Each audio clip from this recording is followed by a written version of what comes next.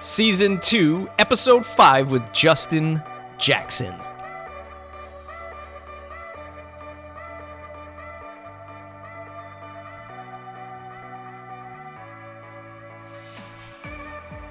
All right. I can't wait to get into this episode today. This is a special episode somewhere in the mix of our Season 2 story arc of Devin Walker and I launching our new products.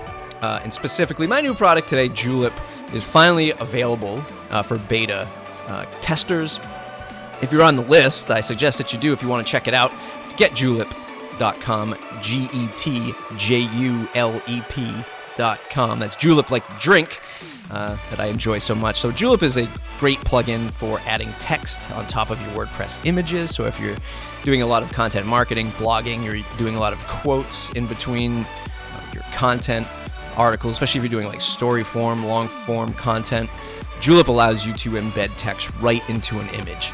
And it doesn't overlay it with CSS and whatnot. It just actually creates an image with text in your original photo. So you can check that out. I wanted to announce that today. That is actively available. If you go over to getjulep.com, you can sign up and get that for free in this beta testing. It's still a beta plugin. I'd recommend you to use it on a site that isn't getting millions of hits a day, but we haven't seen any problems with performance or otherwise. So go ahead and give that a look, if you will. And if you're already on the list, you'll be getting an email from me later today to let you know where to download that. So thanks very much. And that is the sponsor for today. That's getjulep.com. Today's guest, Justin Jackson. I met Justin, not met him, but I started listening to him maybe about 6 months ago, connected through a good friend of mine who also listens to him, Brian Castle.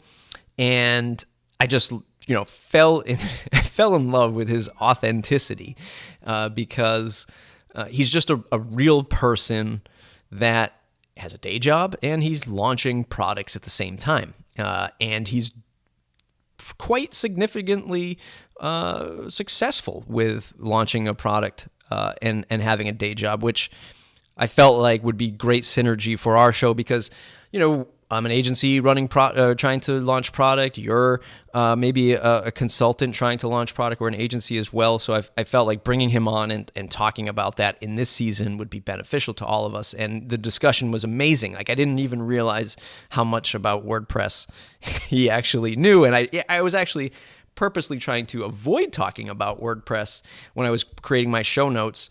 Because, he's had a plugin. He had a WordPress plugin that we actually talk about that received a cease and desist letter from a sort of larger player in the field, and it was like a membership electronic digital download plugin. We're going to learn about it in today's episode. So that story was great, but I didn't realize how much knowledge he had of WordPress and the community and sort of the forward motion that we all have. So I really do hope you enjoy this. His new book, Marketing for Developers, is out today, in fact, and that link is in the show notes. If you go to mattreport.com, you can grab that.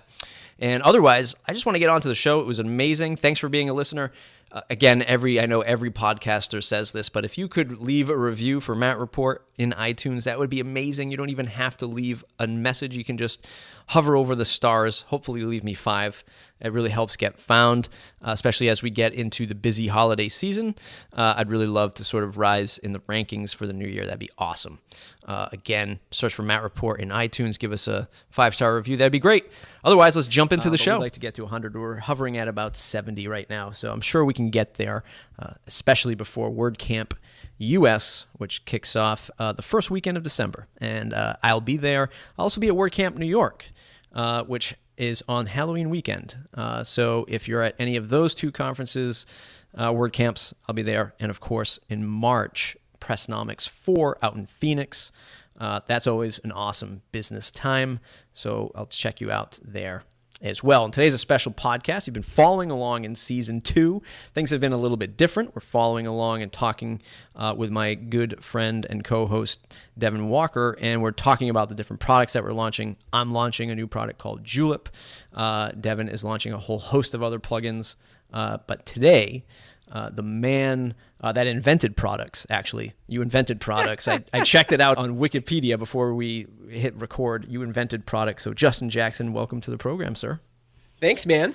I'm just leaving you a 5-star review in the Canadian iTunes store right now. That's awesome. Thank you very much. The Canadian iTunes store, not as important for podcast rankings, but I try to help out when I can. That's great. Hey, so far you're batting 100 there. Yeah. You've got 100% of your ratings are 5-star reviews. So that's great. Well, thanks for being the one to really tee me off on that one. Oh, you've got some other reviews there too. Yeah. Do I really? Jay Roxy says this is a really well done podcast. The interviews are interesting, and I can always learn something useful. The host is well prepared, easy to understand, and asks good questions. Oh man. So, Jay Roxy 01. That is a great review. It's probably a better review than I get in the U.S. It's amazing how that happens. So today you join us, of course. I've been, I'm not embarrassed to say it, but I think I found you through Adam Clark in the last 6 to 8 months, man, and I've just latched on to everything that you've been doing, and you do a ton of stuff, right? So in the WordPress world, I do a ton of stuff. I have a services company. I do a plugin. I have themes, other various services. I have this podcast. I do some consulting through this podcast, and people are like, man, you're crazy for doing all of this stuff at once. You, sir, are 10x crazier than I am because, one, you have a day job. You have like 3,000 kids, and you have 3,000 products. I don't know how you do it. But for folks who don't know who you are, can you give us that elevator pitch of who you are and what you do? Sure. I think my story is pretty simple. I got into the software industry in 2008 and kind of worked my way up in a software as a service, a web app called MailOut, and eventually became the product manager there. And at one point, I decided to work remotely, move to British Columbia, and so my kids could learn how to ski and all that. And I think the thing that really changed that year is this fellow from Edmonton, Kyle Fox, said, why don't you and I start a podcast about products, about the people who make products? And that became a podcast called Product People. And in the midst of doing, I think we've done 75 episodes or something like that, I said, I want to start making things again. My wife and I had kind of put side projects on hold while our kids were really young. And during that time, it was like, our kids were starting to get into school. And I thought, I want to start making my own things again. I'd always been into making stuff. And that's what I've been doing kind of the last 3 years. I started out with a little book, was my first kind of small product. It was called Amplification. And since then, I've done, a bunch of other stuff. Right now, I'm working on a new book called Marketing for Developers. It's going to be out right away. There's a bunch of people in a paid beta for that right now. And I also did a podcast called Build and Launch. I really enjoyed that. Yeah, and I basically the idea was I would build and launch a product every week. And because of that, I can't even remember how many episodes I did, but there's all these projects that some of them were, actually shipped, and others I've continued to work on since then. So there's a web app called Network Effects. There was a little guide called the Product Hunt Handbook. There's an online community called Product People Club. And there was a WordPress plugin called Product Press. And we can get into that a little bit later. So, yeah. Are those still all perpetually successful, or are they sort of, tailing off in terms of time and sort of fizzling out a little bit? Or it's interesting when you launch a bunch of things really quickly, you get to see kind of how, different things, what the uptake is on different things. So, like the Product Hunt Handbook.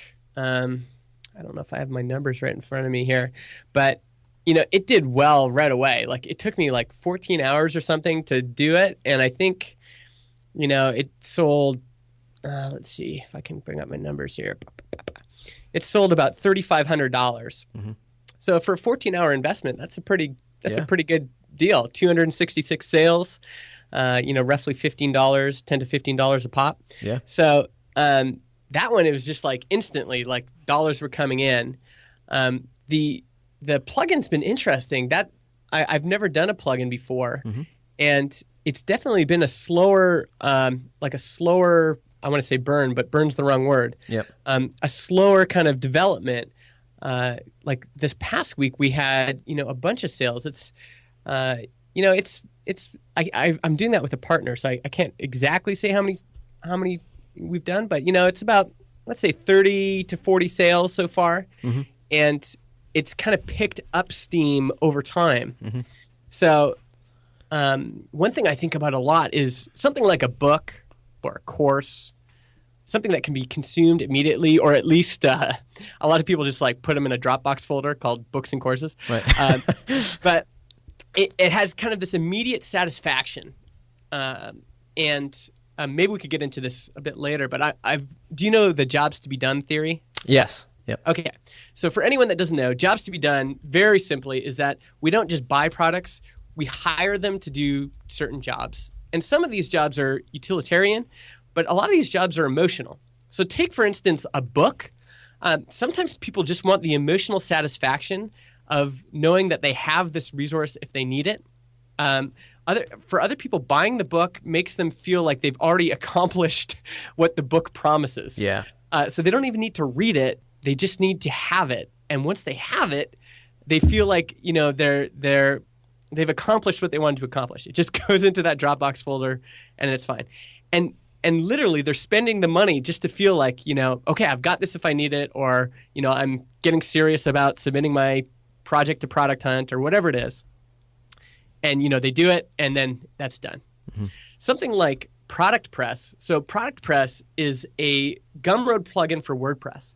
So if you're selling, a good example is for my new book. I'm selling the book in PDF, EPUB, and Mobi, but I want to offer an online version as well. And so I'm selling, the files through Gumroad, but I want to have an online version that is only accessible, with username and password on WordPress. Mm-hmm. And so if you buy my new book, you get the EPUB, Mobi, etc. But then my WordPress site sends you a username and password, and you can log in and read the book online. And that's all accomplished through Product Press. So it's a really cool plugin. It has all sorts of uses. You kind of take the power of Gumroad and the power of WordPress, and you smush them together. So you can build membership sites. You can build online courses. You can do kind of basically anything you would previously use a membership plugin for, you can use this for. Mm-hmm. And it costs way less than most of especially the online course providers. And the people that have used it so far love it. The difference with that is that a plugin like that, and I think this is the plugin market in general, people look at it and go, okay, I could use that someday. Right. But it's not like a book where they're like, okay, I'm going to download it now and then, I'll put it in a folder and, wait for when I need it. Sometimes people will do that if you give them a sale or a discount, but most often people are like, okay, yeah, when I launch my online community, I'll go and find this and I'll buy it. Right. And so there's this lag in, the purchasing timeline. There might be this initial trigger of, one day I'd love to run my own community site, to maybe something happens where, they get a bunch of people signing up for their email list and they're like, you know what, I actually have an audience that I could have an online community with. And then like, oh yeah, what was that plugin? Google. Oh, right. Product Press. And then they buy it, right? So yeah, it's been interesting to see the differences between different projects. Product People Club, which started off, it was called JFDI. That is probably still to this day the thing that had the most like insane immediate demand I've ever had. I said, I'm opening up this little small community for people building products. I'm going to cap it initially at 13 members, and you can sign up here. And by the end of the day, there was a waiting list of 400 people. Wow. And this is something people had to pay for. Initially, I think it was $10 a month, and it was just a campfire room. So it was nothing fancy, but obviously there was a huge demand at the time, for that thing. So kind of comparing all these things I've launched and saying, wow, this one had huge uptake at the beginning and then kind of petered off. That's a typical book.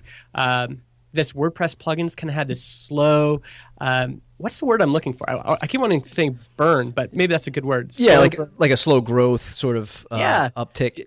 Slow. Did you run into anything specifically challenging with building that plugin, or and let me just take a step back and sort of frame this question. So I've had a lot of folks on who are very genuine marketers trying to get into the WordPress software space. One being Pat Flynn with his podcasting player plugin.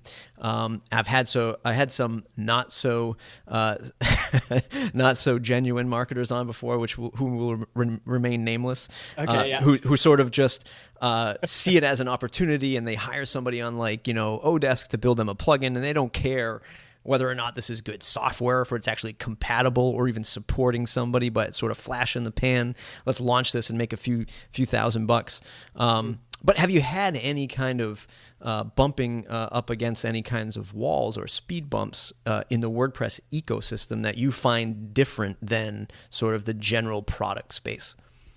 Sure. Well, I mean, the first thing we ran into is we called it Productify. Yep. Which I thought was not a great name from the beginning. It's like hard to say, and yep. Audibly, it's hard to like type in. Yep. And we got a cease and desist letter from Australia, and we'd already bought the domain name. We'd already marketed it on Product Hunt, and so that was a bit of a speed bump. In retrospect, I'm glad we changed the name, and it's also given us opportunities. Like, for example, we can resubmit it to Product Hunt now as a new product. So that was one speed bump. Initially, I've been wanting to build this plugin for a long time because it's something that I needed. I was using, I've used tons of different membership plugins for WordPress. So right now, Product People Club is a membership site built on its P2 theme, P2 child theme.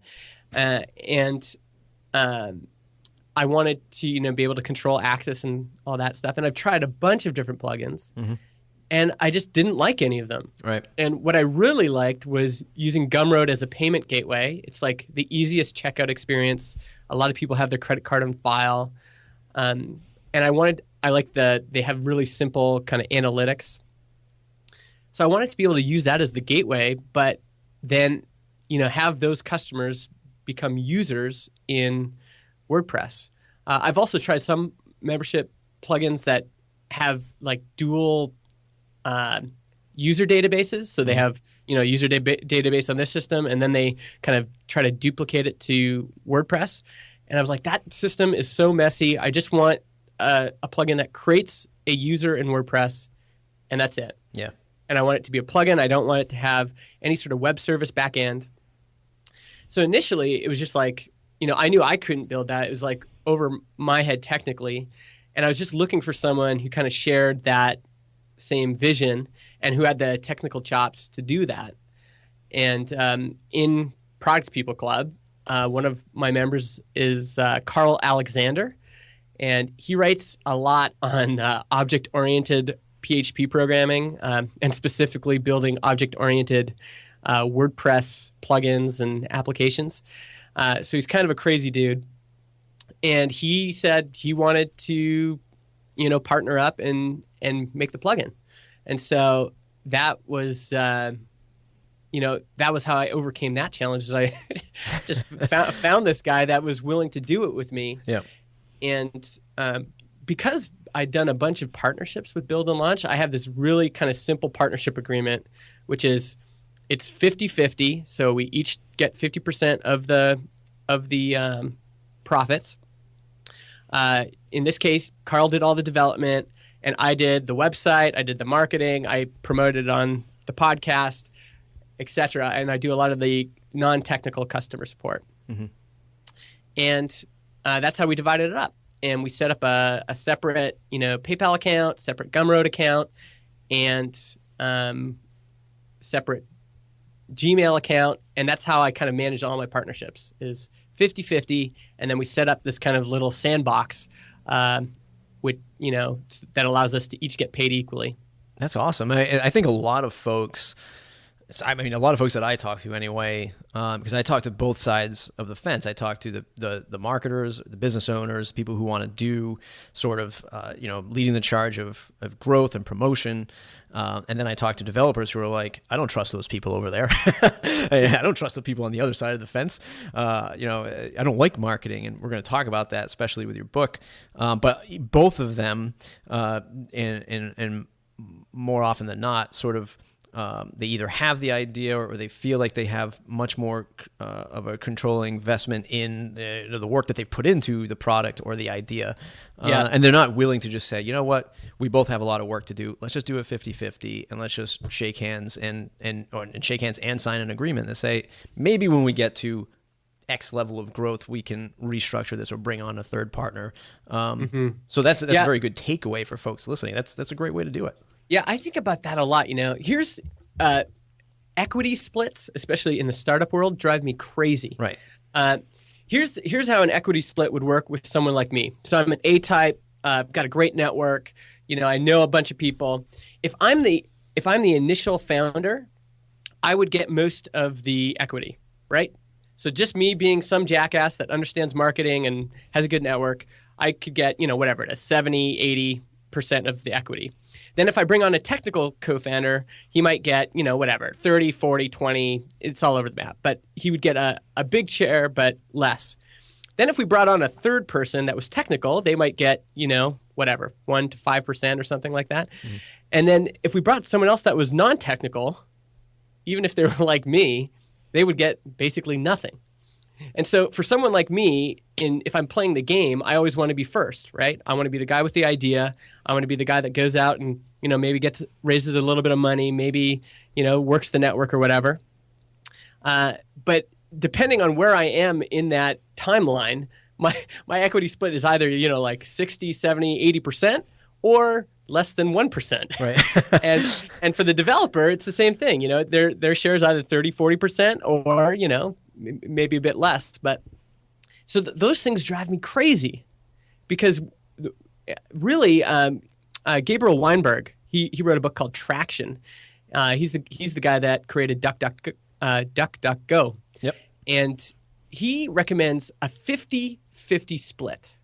50% of your time is spent promoting the product, spent doing customer development, all that stuff. And 50% is spent on building the product. So if that's the split that he advocates, I think that's a great split for two people partnering up. If one guy's going to do, all the marketing and customer development, et cetera, and the other guy's going to do the development, that's a great kind of easy way to split up how you're going to do the equity split. Sure. I totally agree. It's sort of refreshing to hear that approach. One more question about the plugin and about WordPress, the sort of WordPress ecosystem in general. A lot of folks that are more marketing and sort of promotional business oriented, they don't see open source as something that is very valuable to their business. One, because they don't quite fully understand it. Two, they feel like it's free and they're not giving anything. They don't want to give anything away. They don't want to give away the secret sauce. Any point of view from your standpoint on open source? Have you thought about open sourcing the plugin and having other developers contribute to grow it a little bit bigger, or are you sort of happy with where it's at the moment? Yeah, I mean, we've talked a little bit about this.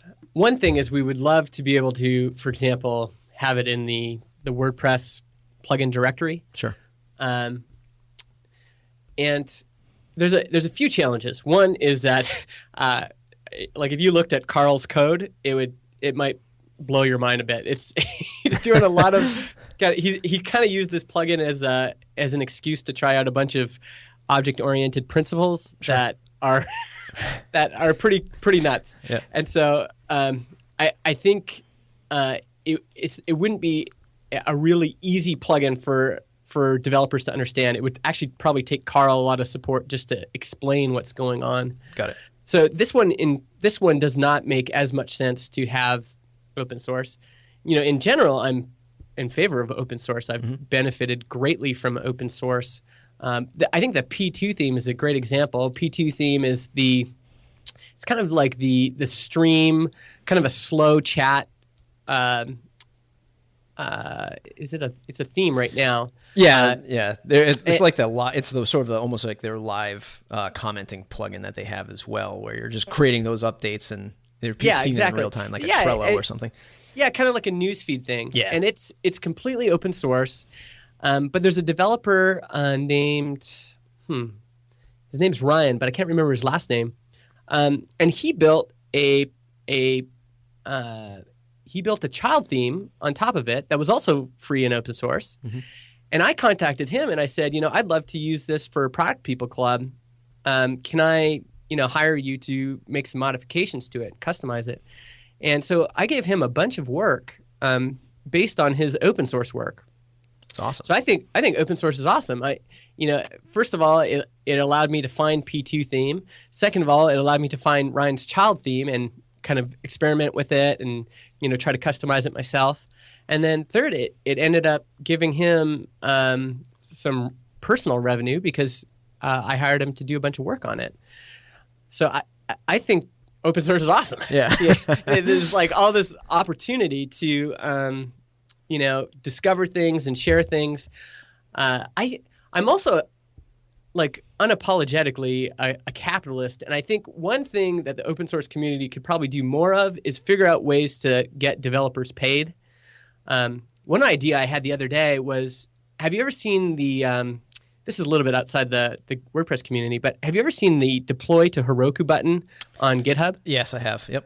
Okay. So that's an amazing idea. I've used that a couple times to like find open source projects, and then all of a sudden there's buttons there. It's like, Jesus, I can just like push this and I can just like deploy it to Heroku without any work on my side. That is amazing. And it would be very simple for Heroku to add some sort of like donate to developer or just a plain old pay the developer to use this functionality. So the developer has, created this thing that allows me to automatically deploy this software to Heroku. That's worth a lot of money to me. Right. And if I see that button and it's worth a lot of money to me, I'm willing to pay for it. So the developer can still keep the code open source, but with little things like that, like the utility of being able to automatically deploy it somewhere, let people pay because they're willing to pay. Yeah. So I think there's opportunities there that where you still get the benefits of sharing open source code and having other people contribute to it, having other people being able to fork it and do their own stuff, but also get developers paid. Mm. Mm-hmm. No, I totally agree. And I wish that WordPress would do something similar in their plugin directory. Yeah. Because there's a lot of people doing all sorts of janky things to get people to upgrade, or basically just trying to get paid. Yeah. Like they can put thousands and thousands of hours into building the plugin. I mean, another thing we've noticed with Product Press, by far, it is the most customer support of any of the things I've released. Yep. By far. Like it is way, way more work. It's like way more work before the purchase, way more work after.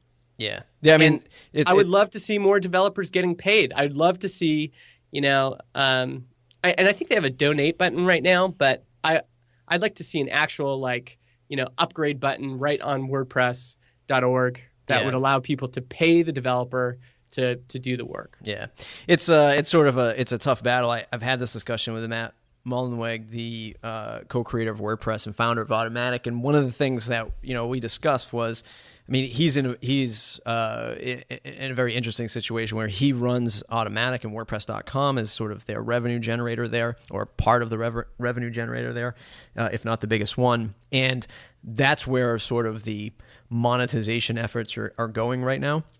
Whereas .org is the open source powered by the foundation, and the foundation and the community, and there's no interest to monetize that. That said, they do allow folks to do the upsells, but at the same time, there's a team, and I know this very well because we create and sell WordPress themes on WordPress.org. The volunteers that approve themes sort of really hold you under a microscope to say, okay, this is too much upsell, and gee, do you really need to have 3 upsells across these options? So it sort of handcuffs us to generate revenue. Not all the time, right? That's it's a minor thing, but there's just no real forward interest in that yet. Although I do think it will eventually happen, because you have companies that are really muddying the market waters, like a theme forest, which they don't give a shit what happens, right? They get the authors come in, they get their cut. The author doesn't have to support them. They can if they want a good rating, but a majority of them don't, and the code is poor, and no one really cares. But it's still massive amounts of money coming in, and the good developer sort of sits on the outside saying, gee, I make great code, but at the end of the day, no one cares. They're buying the flashy product. Yeah. And in some ways, Automatix put themselves in an even more sticky situation because they just acquired WooCommerce. Right. And WooCommerce built their business off the free plugin directory. Mm-hmm. That's how that... I can't remember what the acquisition price was, but it was a good acquisition. And the Automatix purchased a company that built their business off the free plugin directory. Yep. And so I would like to see more developers getting paid. Yeah. And to me, the plugin directory is a great place to do that.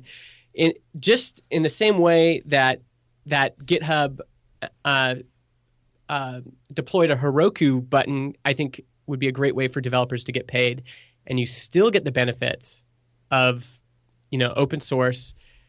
I think WordPress.org could do the same thing with the plugin directory, and all of a sudden developers are now getting paid. They're now motivated to actually support the things they create. They're now motivated to write great code.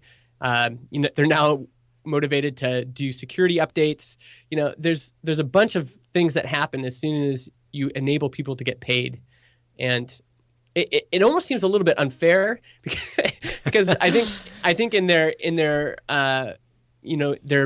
mission to have this open source kind of utopia, they know that there's tons of not great people making a lot of money off this free directory. If they can control that a little bit, I think it's better for everybody. Yeah. All of a sudden, the developers get paid better. And in a more direct way, and you kind of eliminate these other things that are happening outside of that ecosystem. Yeah, there's no there's no secret that if you are on the top 10 featured themes of WordPress.org, there are a few companies up there that do their monthly transparency reports on revenue, and there are a few that I know who I'm friendly with that they're doing like $90,000 a month off of theme sales, and their number one theme their number one top selling theme is one of those top 10 to 15 themes on WordPress.org, and you just make copious amounts of money because it's such a high traffic site, and with the right upsells in place, you can do that. So there are millions of dollars that are passing through .org, and they know it. Matt knows it. The foundation knows it. Everyone knows it. I think they're just afraid to really address it. My conspiracy theory is, and I don't know how tightly you follow along with WordPress development, but they're going to be baking in an API into WordPress core. It's actually just came up recently that now it's time to sort of see if whether or not this can get accepted into core, which will really take WordPress to a new level for app creation. So where you're able to build things now where the underpinnings are WordPress, but you don't even know it. And I have, my gut feeling is, now you're going to start seeing little micro apps being spun up, powered by WordPress, and it's really going to fragment. I think the reason why WordPress has been so successful is because it's always WordPress. It's WordPress. Hey, this is a WordPress site. I'm logged in. I know this is WordPress, and the brand of WordPress then benefits and grows. So I'm afraid that what we're going to see happen is the early days of Android, where Google was like, here, take this and do what you want. And then Samsung and, all these manufacturers sort of fragmented the experience and controlled the experience till now. Finally, Google's wrangling that back in and saying, no, let's control this. Very much the opposite of Apple, where it's just Apple and it's just iOS. And I have a feeling that with this, if this API does get in, which I think it will, and we start to see these apps being built, that experience is going to be fragmented, which might disrupt the brand and say, if somebody builds something and becomes popular, it's powered by WordPress, and somebody goes, that sucked, that experience sucked, who do we blame? Oh, well, it's WordPress. And then it starts to dilute, or not. That's my crazy conspiracy theory. I think, the one thing that's nice about WordPress is that even though, there's tons of terrible sites built on WordPress. There's tons of terrible plugins built on WordPress.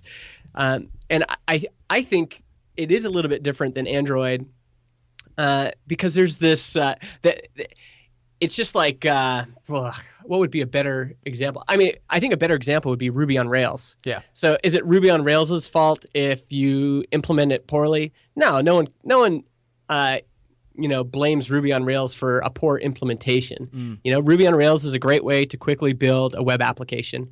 And I'm hoping, I've actually been following this piece for a long time, because the idea of building apps on top of WordPress core has always been really interesting to me. And I think it's just going to become like another framework to build an application on. You get the user system automatically. You get all the security automatically. I think it's going to be awesome. You can compile it to an iOS app really easily. I'm looking forward to it. And there's been some, what was that one? I can't remember if it's not called Picnic, but there's been a bunch of people that have tried to create these things on top of WordPress to make WordPress more of a framework for building applications. And I'm glad they're going to the core. I think it's actually going to help WordPress a lot. Yeah, I agree. And we're going to see people building. Now if you're a PHP WordPress developer, you're going to have this really powerful framework to use to build web apps, to build mobile applications. That to me is super exciting. And even a hack like me, and maybe this is the problem too, but even a hack like me could build something that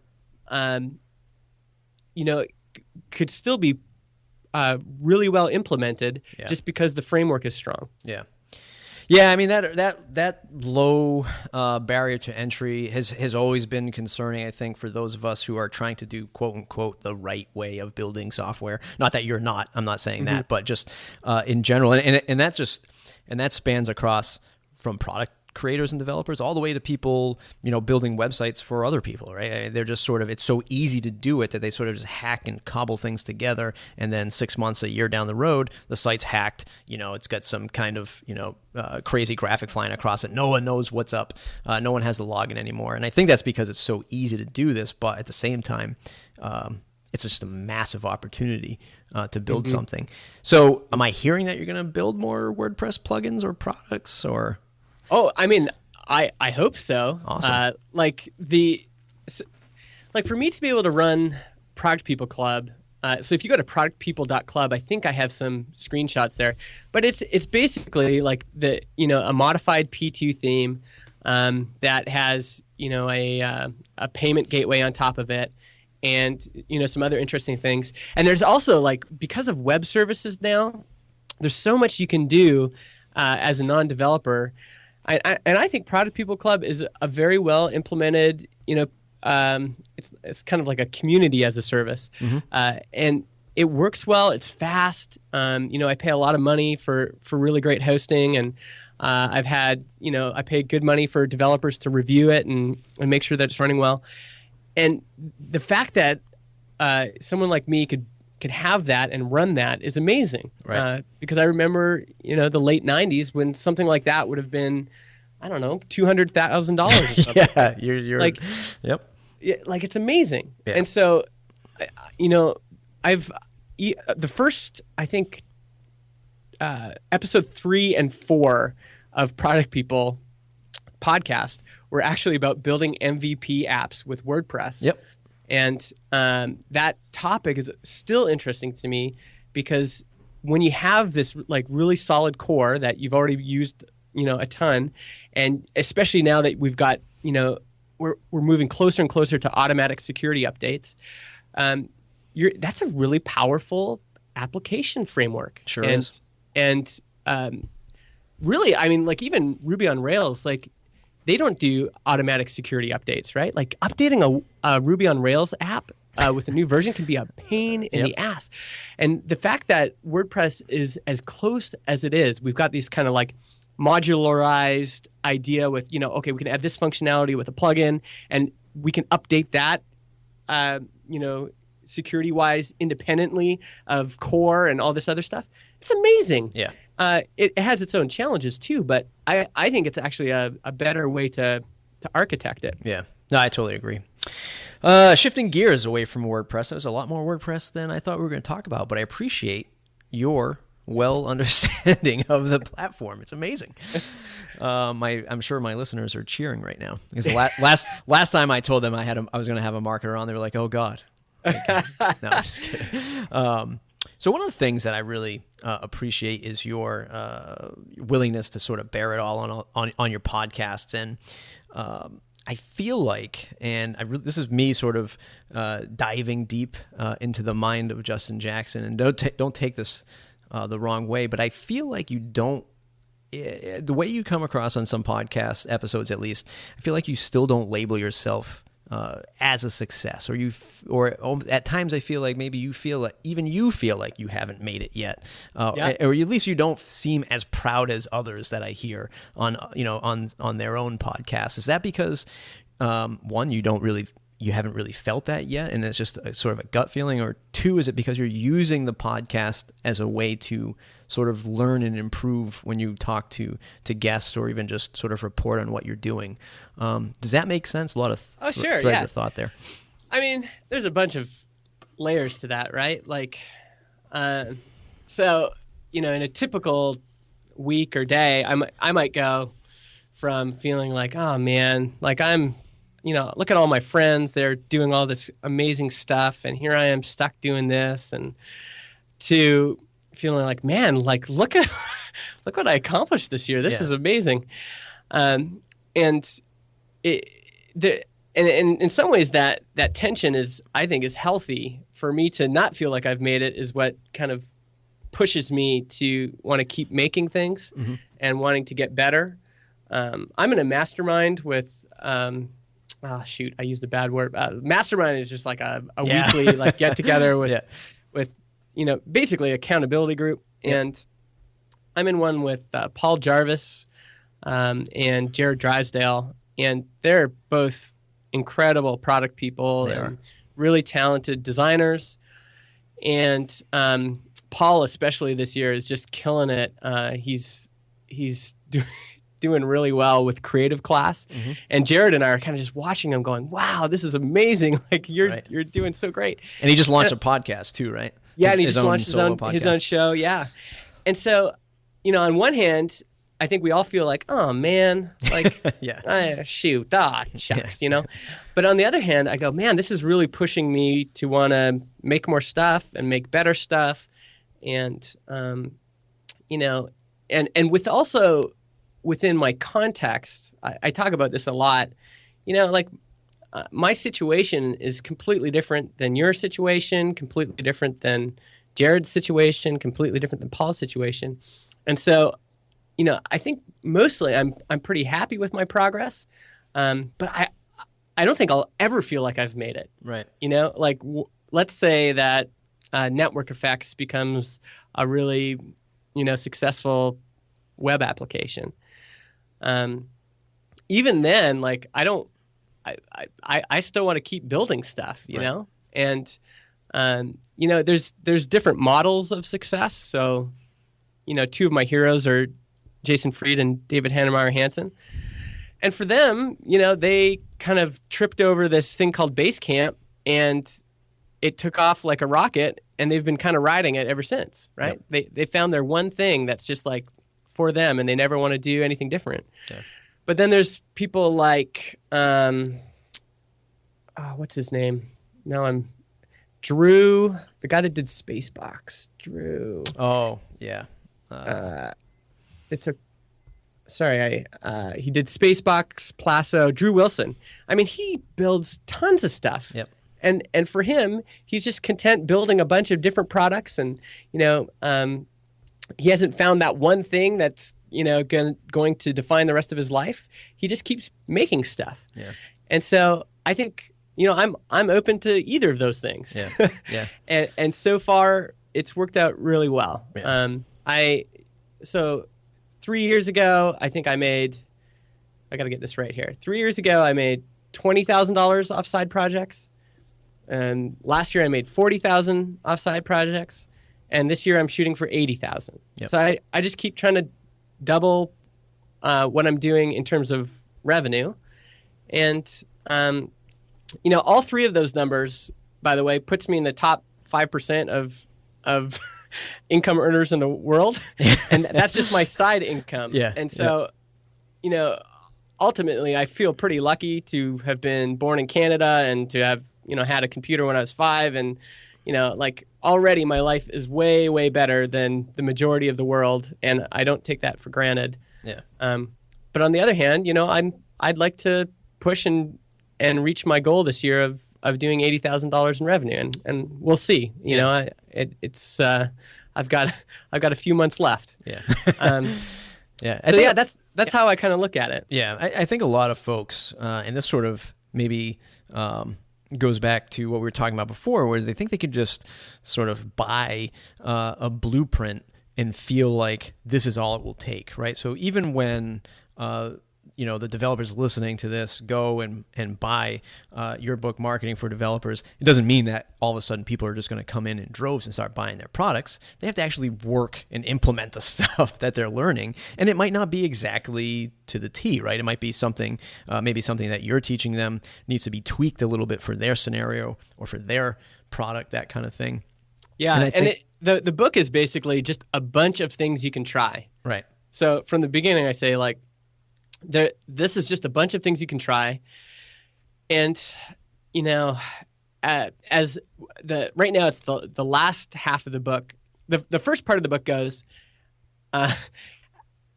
you can't follow bad product with good marketing. So no matter what, you could have the best marketing in the world, but if it's something that nobody wants, there's nothing we can do to help that. Right.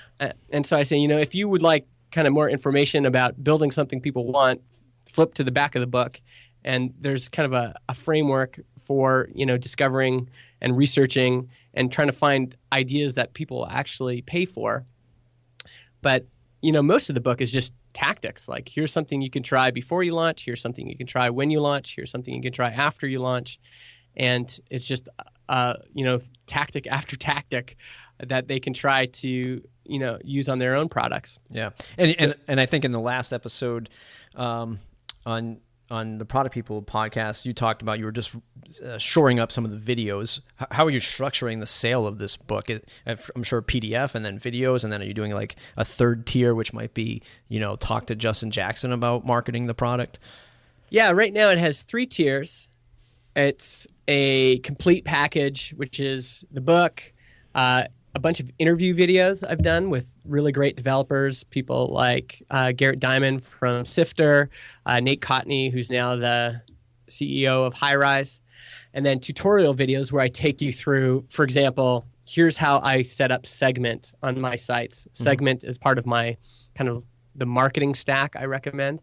And so here's how I set up events. Here's, me writing the code, putting it in, etc. And then there's some bonuses as well. There's a landing page template, etc. Then there's a middle package that's $85. And then if you want just the book, it's going to be $39.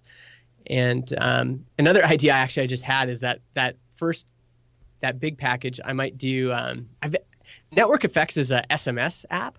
And I'm really interested in this idea of SMS and how personal it is, and how it's kind of like the lowest common denominator when it comes to communication. Mm-hmm. And so I've thought about offering people 30 days of Q&A on via SMS, so they can text me whenever they have a marketing question. I like that.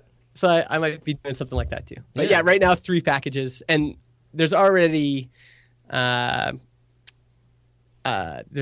a paid beta going on right now, and so it looks like I just opened it up for 48 hours, and it was over 100 people bought it, and most folks so far have bought the book is number 1, and then the complete package is number 2, and then the middle package is number 3. Nice. Has there been anything that you sort of surprised you when you after you launched and got some feedback from the beta users? Something that you thought, you hit it dead on, and then all of a sudden they were like, I just don't quite understand this chapter, or this doesn't really make any sense. Anything like that come up? Yeah. So there's a few things. One of the early pieces of feedback. So that section I just described that I put at the end of the book was initially at the beginning of the book. It was like this big section of theory on how do you build something people want, and how do you validate that an idea is good. And part of the feedback I got was, some people were like that just hit me so hard. Like, I'm so glad you wrote that. But a lot of people said, I've been reading so much about validating my idea, and I just want to get right to the tactics. Like, I just want things I can try right now. And so I've kept it because I think it's important content, but to kind of appease the people that want to get right into the tactics, right into the tactical stuff, I've put it at the end of the book. So the first thing you get when you read the book is, here's a bunch of tactics. Let's get right into it. Yeah. So that's been really great. The really cool thing is how willing people are to give feedback too, and just be really kind of respectful and kind with the feedback that they give. So these are people that have paid to be a part of this beta, and they're still really willing to ask for clarification in certain parts, and recommend other things they'd like to learn. And so that piece has been just awesome, just to have this audience of people that are eager to learn and are also willing to suggest, here's what I'd like to learn next. Do you have one sort of killer promotional strategy for a new product that you can share as we wind down here? Is it doing something like a private beta and getting people sort of hyped up, ready to go, and then launching into it? Does it vary per product? Anything that you'd say, I do this every single time? Yeah, I mean, the biggest thing is to launch early as you can, and get people to pay when you launch. So before you've launched, there's always people who have feedback, people who have ideas, people who have suggestions. And I found that those ideas and suggestions are actually not worth that much because they are coming from people who have not paid for the product. And so when you launch, especially if you have, let's say 80 to 90% of that thing done, or maybe even better, you've launched a smaller version of that thing, like just the core, but for a lot less money. Getting it into the hands of people who are willing to take out their wallets, put in their credit card, and actually pay for the thing is the most valuable kind of feedback you can get. And if the feedback right away is 99% of the people ask for a refund, you've got a pretty good idea of, you're on the wrong track, right? Right. But if, in the case of the book, like a bunch of people bought it, and now they're giving me this great feedback on what they want to learn next. And they're giving me great feedback about clarifications they want. And so, there was this one guy on my mailing list who's like, no one's going to buy this. It's, you're doing this all wrong.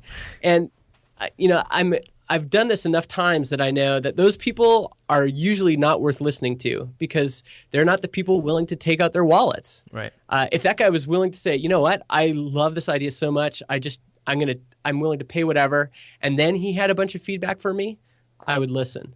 But the feedback you get before you've actually launched to paying customers is not that helpful. Jason Fried has this great quote says there's only two people you should listen to: people who have just bought and people who have just canceled. And to me, that when you're launching something, that's like the best advice you can give. Get people to pay as quickly as you can, and then listen to their feedback. Don't listen to the, this noisy, the noisy riffraff that are not willing to pay for anything. Yeah, and that's so true, especially in the WordPress space. A lot of folks just feel like they have to just give it all away for free and hope that someday somebody will pay them for a support version or a support license or something like that. I think if your product is solving something for somebody, it's worth something, and they should get paid for it. A lot of folks just dive right into, I'm just going to give this away for free because that's the norm, and then I'll support you for eternity, which is impossible. Yeah, and you can start small. I mean, you could, if you don't feel comfortable charging, I don't know, $100 for something, charge $5. Yeah. Like, just see if anyone will pay you $5 for this thing. And if they are, if all of a sudden you've got, $105 sales, that's a pretty good indicator that maybe you could double the price and then double it again and keep listening to those customers and keep responding to their feedback. You might find, like, eventually that thing that you thought was, worthless or just worth nothing, worth free, might be worth $300. Like, we're talking about software, right? That's the one thing that kind of blows my mind about the WordPress community is that people will release a free plugin that, literally a jackass like me can turn around and start, making money with, and they're completely left out of the equation. And like I said earlier, I'd like to see more WordPress developers getting paid. Yep, I totally agree. The book is called Marketing for Developers, or the new upcoming book is called Marketing for Developers. Where can folks go ahead and sign up so they'll get notified when that bad boy launches? justinjackson.ca/marketing for developers. Justin, it has been an amazing time talking to you. I mean, you brought it to the table, man. You brought WordPress to the table. I'm so glad that you had so much experience with that and so much to say. We could probably go on forever, but 56 minutes and 50 seconds is probably long enough. So I do appreciate it, man. I wish you all the best. Where can folks find you again on the web to say thanks? Go to justinjackson.ca. That's my blog. And on Twitter, I'm the letter M, the letter I, Justin. M-I Justin. And everybody else, you know the drill. We've got 2 reviews in Canada. We want 100 in the U.S. So if you go to iTunes, search for Matt Report, try to get us to 100 reviews. We're at 69, 70 right now. That would be awesome. If you want to stay subscribed, it's mattreport.com/subscribe. We'll see you next time.